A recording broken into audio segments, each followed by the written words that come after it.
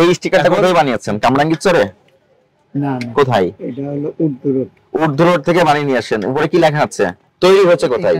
তাহলে আপনি পাকিস্তান লিখলেন কেন? উর্দু রোড, পুরান ঢাকা, উর্দু রোডে তৈরি, চকবাজারের পাশে লিখে দিয়েছে মেড ইন পাকিস্তান। আসসালামু আলাইকুম ভাই, দেখি একটু ইন্ডিয়ান পাঞ্জাবি দেখান।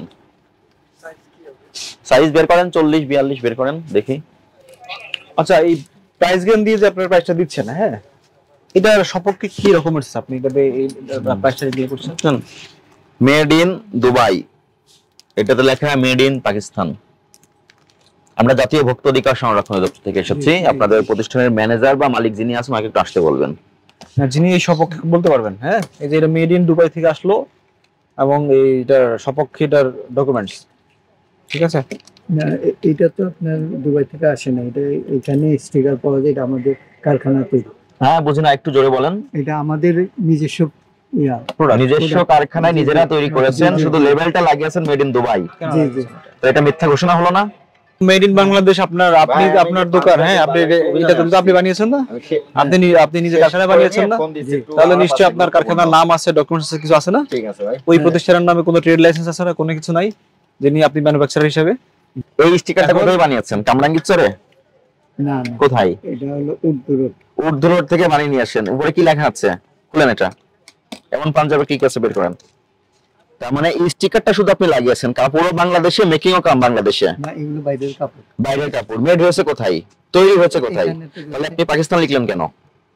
মানে কোন রকম একটা কাস্টমারকে বোঝানোর জন্য একটা আরবি হরফ ব্যবহার করেছেন। বুঝতে পেরেছেন এগুলো? উর্দু রোড, পুরান ঢাকা, উর্দু রোডে তৈরি, চকবাজারের পাশে লিখে দিয়েছে মেড ইন পাকিস্তান।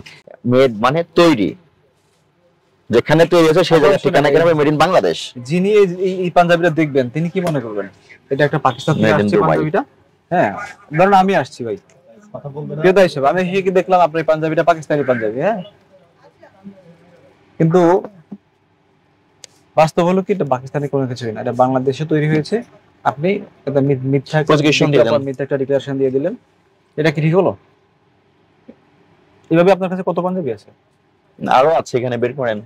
আপনি যখন এটা বিক্রি করছেন মেড ইন পাকিস্তানি, আমরা যখন কনজিউমার হিসেবে জিজ্ঞাসা করলাম পাকিস্তানের কোনো প্রোডাক্ট আছে কিনা, উনি বলেন যে আছেন, দেখানো শুরু করলেন।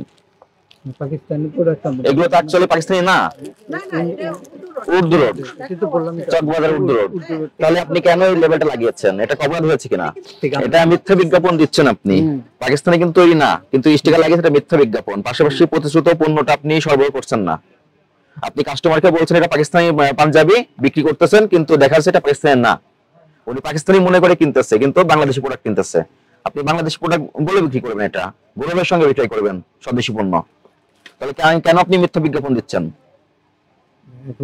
এটা যে দিয়েছেন আপনি দেখেন, প্রত্যেকটা পাঞ্জাবিতে আপনি লিখে দিয়েছেন এটা দুবাই, পাকিস্তান, এখানে আছে দুবাই।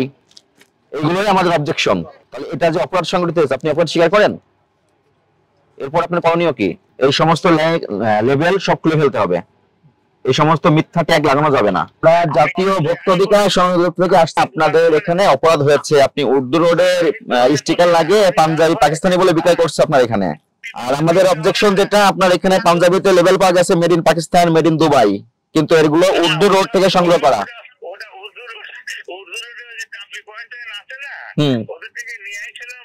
আপনার এখানে যেটা পাওয়া গেছে এটা ভোক্তা অধিকার সংরক্ষণ আইনের ব্যত্যয় ঘটেছে। আপনার এখানে যে অ্যানামলিসটা পাওয়া গেছে সেটা লেবেলে বিভ্রান্ত ছড়ানো হয়েছে, মিথ্যা ঘোষণা দেওয়া হয়েছে। এর প্রেক্ষিতে ভোক্তা অধিকার সংরক্ষণ আইনে 2.5 লক্ষ টাকা জরিমানার বিধান আছে।